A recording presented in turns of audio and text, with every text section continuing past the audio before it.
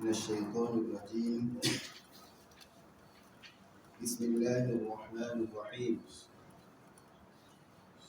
إن الحمد لله نحمده ونستعينه ونستغفره ونعوذ بالله من شرور أنفسنا ومن سيئات أعمالنا. من يهده الله فلا مضل له ومن يضلل فلا هادي له، وأشهد أن لا إله إلا الله وحده لا شريك له، وأشهد أن محمدا عبده ورسوله.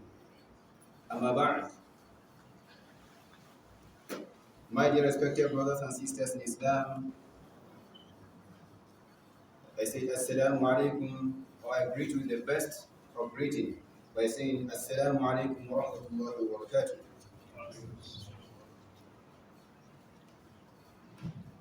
Alhamdulillah, last week the khutbah regarding to children or child upbringing in Islam, or khutbah regarding that, we started delivering it, and our last week served as an introduction regarding to children or child upbringing in Islam, which the khatib, that is the imam that delivered the khutbah, promised us to come and deliver the khutbah regarding to the rights of a child or children upon their parents. And alhamdulillah, here we are today. Inshallah, the khutbah shall be delivered. Regarding to the rights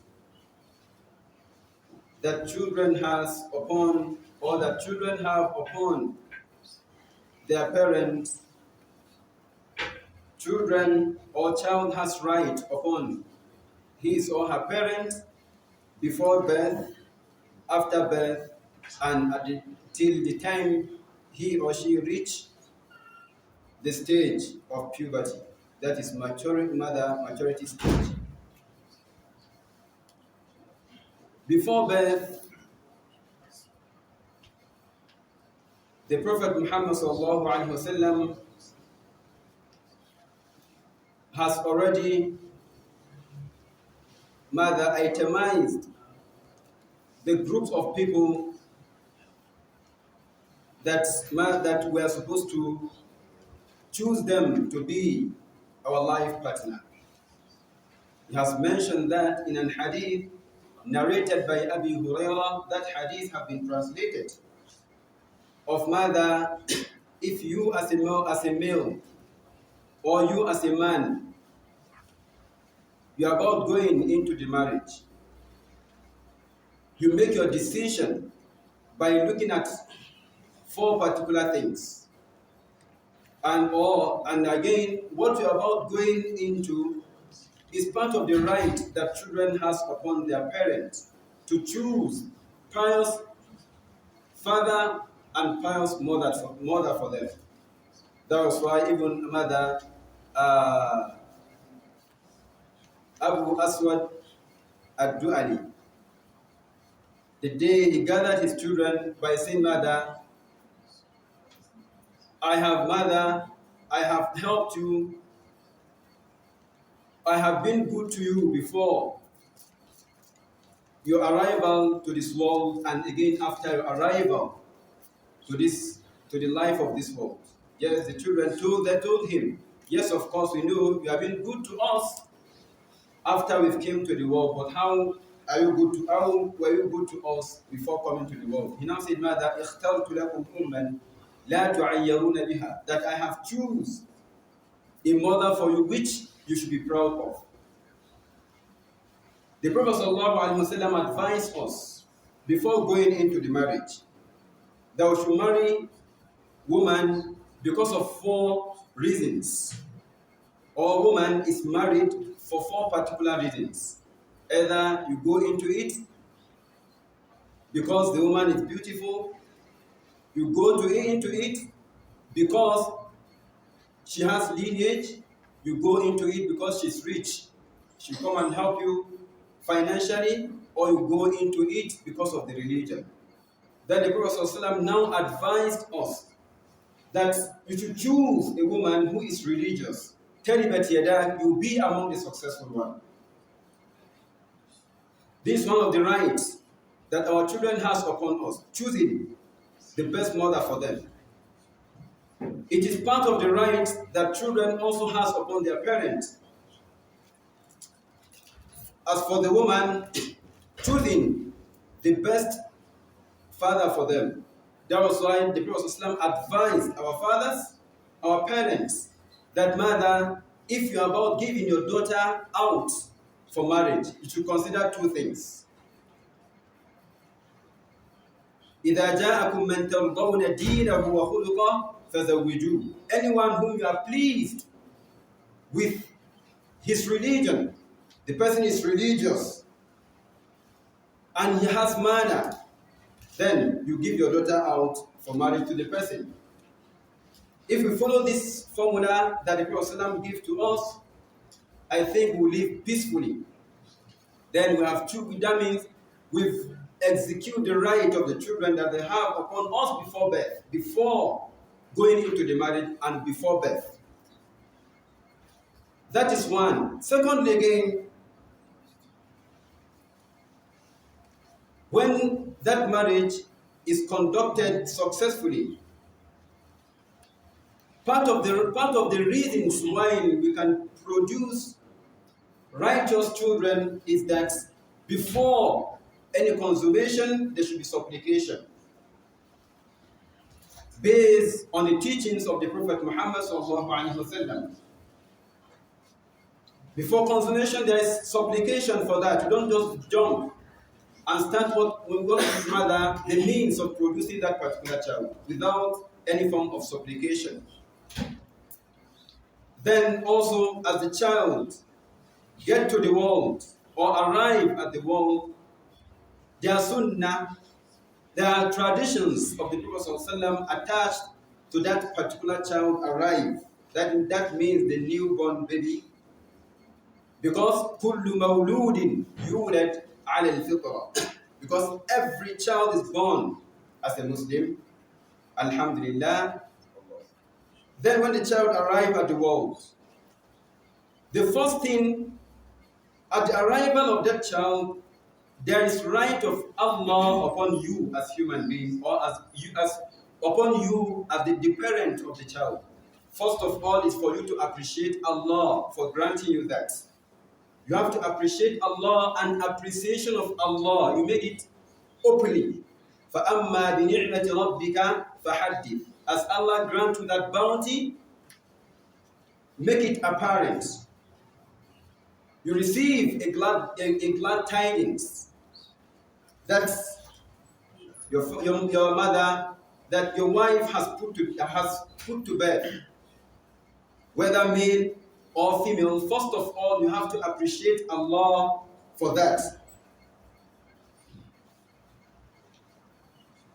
Appreciate Allah, show your joy and pleasure at the arrival of the baby, whether the baby is male or the baby is female.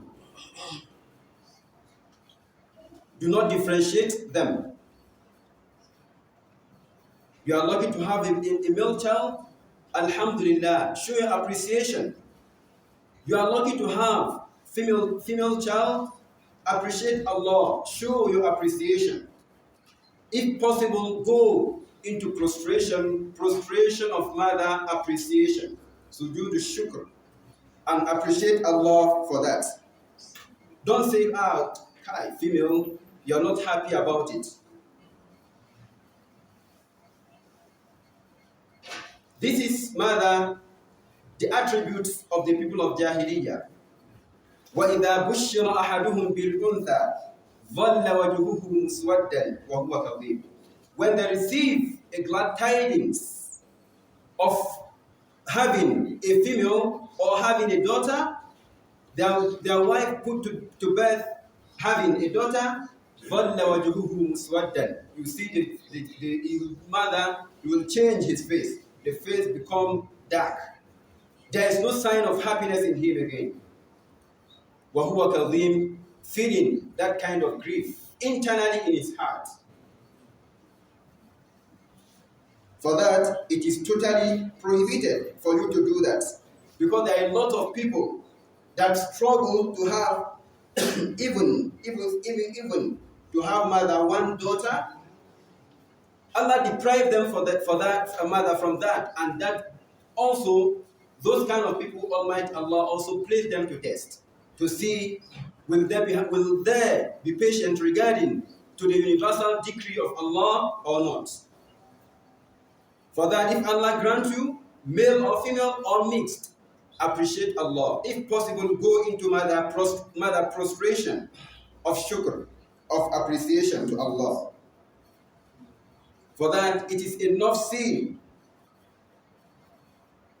on human being, and it is enough hatred, hateful to Allah, for you to feel dissatisfied regarding Allah's bounty upon you, and for you to also hate what Allah has chosen for you. Anything Allah grants you, there is wisdom behind that. Only Allah knows the wisdom behind that. Appreciate Allah for that. My dear respected brothers and sisters in Islam, as also the child arrived to the world after showing your appreciation, there are sunnah and also some obligation attached to you on that particular child. One of the traditions of the Prophet Muhammad ﷺ is that he used to do what is called a tahniq on that child that arrived newly to the world by chewing dates and placing it inside the mouth of the baby and making supplication of blessing for that baby. That was what happened when Abdullah ibn Zubayr was delivered by mother Asma. He was brought to the Prophet ﷺ. The Prophet ﷺ did what is that tahniq, chew the date and place it in the mouth of the baby and make supplication of barakah, who served as the first baby born in Islam. At the mother, when the Prophet when Allah appointed him as a prophet and he announced the mother the Islam to them, at the migration or on the migration from Mecca down to Medina, she gave birth in Khutba. Then the child was brought to the Prophet. The Prophet put barakah on that child. Then from the sunnah attached on you regarding to that baby is mother sacrificing animal, using sacrificial animal or slaughtering sacrificial animal on the baby on the 7th day of the birth of the baby. And also part of the sunnah, which is on the parents, is choosing the best name for the child. Choose a name that is meaningful and give to that child, being girl or boy. You have to choose the best name for them. Don't choose name that is meaningless. Don't just because some people, when choosing a name, as they get into the Quran, they pick it from mother Thumun of the Quran. Like those who are called it Thimini. You name your child Sayakulu. Is it meaningful? Sayakulu, he is going to say. What is the baby going to say? It's meaningless. Or you name your child Sufaharu, someone who is foolish, and you'll be fool in the society. Because name will follow someone. For that, when choosing a name, choose name, ask the scholars if you don't know the name to mothers to put to your child. Ask the scholars, let them choose names for you. You have Abdullah. All those names that has the attributes of Allah. We have Sahaba named those two, the mother of a child with the name. Choose one of the Sahaba and name your child with. It is totally prohibited on you choosing a name or attaching that child to any creation on the face of the earth, like Mother Abdul Rasul. This is the slave of Mother of Messenger. It is totally prohibited. Or Abdul Malaika. This is totally prohibited. لن تنالوا البر, you will not attain righteousness or the full reward. You will name your child لن تنالوا البر. That child will never attain righteousness because the name will follow that child. Because sin is incomplete, is a statement that is incompleted. As Allah mentioned in the Quran, لَن تَنَالُوا الْبِرَّ حَتَّى تُنْفِقُوا مِمَّا تُحِبُّونَ. For that, choose the best name and give to your child. And also, you have the right to choose the name on the day the child arrives to the world or the 7th day of the child's arrival. Also, from the sunnah of the Prophet ﷺ is barbing or cutting the hair of the child and did what is called circumcision for that child. This is what part of the sunnah of the Prophet ﷺ. And also from the sunnah, from mother, from it what is legislated upon the parent, also breastfeeding that particular child, give that child natural breastfeeding and give priority to that than artificial breastfeeding.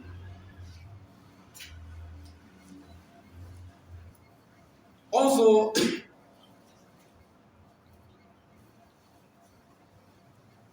Allah mentioned, from the right that our children has, or children has upon their parent is raising them in iman, in faith, showing them the way of achieving the akhirah, preventing them from falling into into hellfire. Allah mentioned in the Quran, Ya ayyuhalladhina amanu qu anfusakum wa ahlikum nara. Protect yourself and your families. Protect yourselves and your families from a fire which the fuel of it is mankind and stones. For that, you have to protect your children from falling into hellfire. Show them guidance. Sayyidina Ali translated that ayah, that what that ayah means is that allimuhum ad-din wa adibuhum. Teach them Islam and teach them good manners. This is one of the also part of the rights that children has upon their fathers or their parents. If you can't teach them the Quran, don't have the knowledge to teach them the Hadith, send them to Islamic schools. Let them go and learn from that. Because regarding to this, Allah is going to question you on the day of resurrection. كُلُّكُمْ مَسْئُولٌ وَمَاذَا كُلُّكُمْ مَسْئُولٌ عفوا كُلُّكُمْ رَاعٍ وَكُلُّكُمْ مَسْئُولٌ عَنْ رَعِيَّتِهِ. All of you are shepherds. All of you are custodian, and you will be responsible for your words. You'll be responsible for what Allah placed under your custody. If you deprive them from all these things, Allah will deprive you from Jannah. By the text, by the hadith, ما من عبد يسترعيه الله رعية ثم يموت يوم يموت وهو غاش لرعيته إلا وحرم الله عليه الجنة. If you deprive them from that, Allah will deprive you from Jannah. That is one also part of the right that children has upon their fathers. Abdullah ibn Umar mentioned that parent is responsible for the child.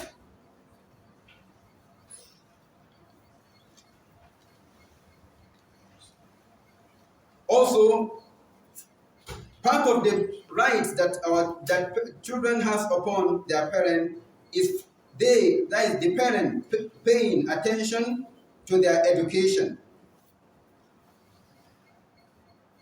Abu Abu Rafi mentioned that I I said, "O the Prophet sallallahu alaihi wasallam, alil waladi alayna haqqun." Did our children have rights upon us similar to the right we have upon them? The Prophet Islam said, yes, of course, your children has right upon you similar to the right you have upon them. That the rights of the child upon their parents is and yu'allimahu al-kitaba, teaching them the Quran, teaching them how to swim, teaching them how to set an arrow. Can you see this is Islam? Also, then also part of the right that children has upon their fathers is the father helping them to do righteous action.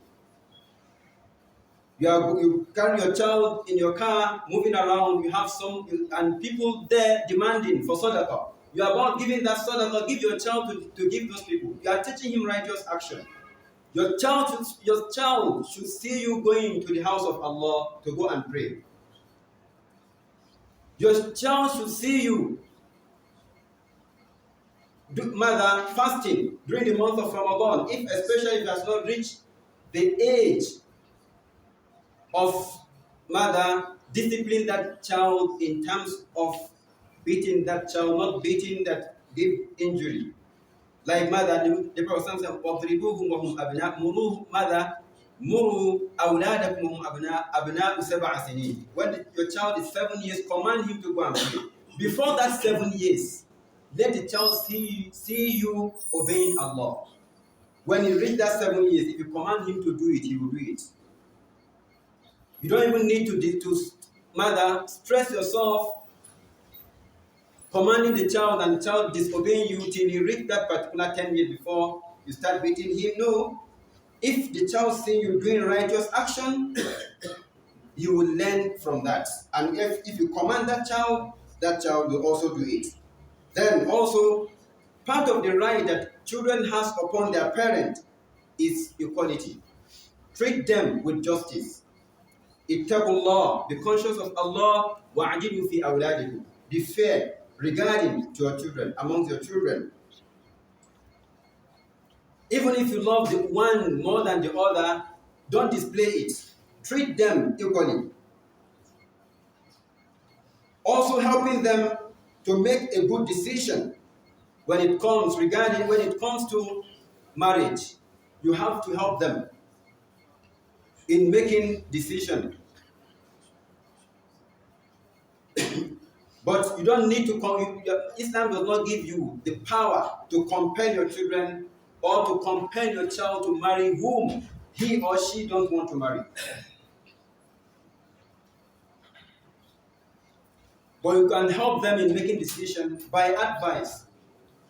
This particular person you are bringing, based on my investigation, is the wrong person you are bringing. Please support them in that. Then you have the right to also bring yours. Relate with him or her. Please come and look at this particular person. If he's pleased by you, if he say no or she said no, allow them. You don't need, Islam does not give you power to compel them to marry a specific person.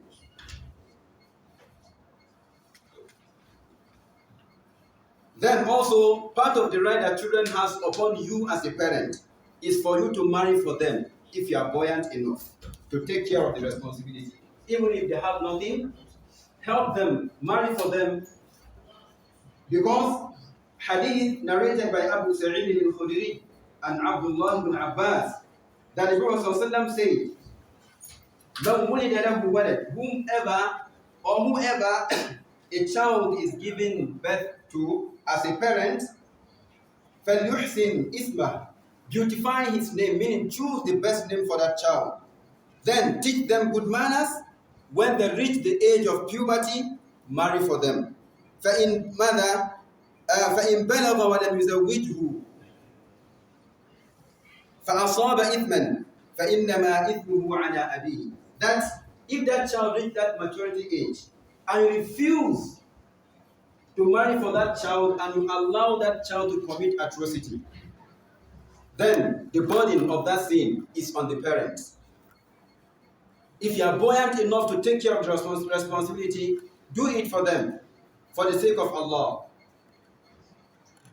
If you are not capable of doing that and you know that the child has reached the age of puberty, the age of that the stage of marriage, then encourage that child to be fasting.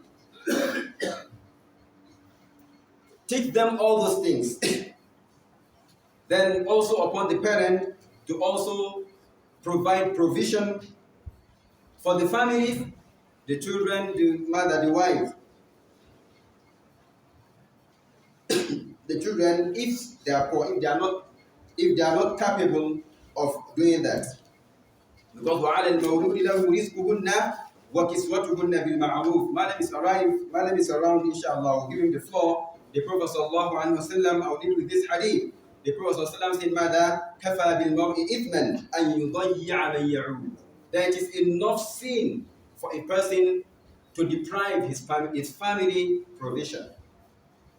And again, for our children also, the right they have upon their parent is making supplication for them, asking Allah to guide them. If they misbehave, don't pray against them. Don't pray, don't make supplication against them, supplication of destruction. Always ask Allah to guide them. Be patient, because those children Allah placed on their responsibility are tests. If you do that, if you do it in a way that the Prophet ﷺ commanded, you've passed the test and you'll be rewarded. But if you fail it, then Allah will deprive you Jannah. May Almighty Allah subhanahu wa ta'ala guide us. Inshallah, I'm going to stop here. Assalamu alaikum.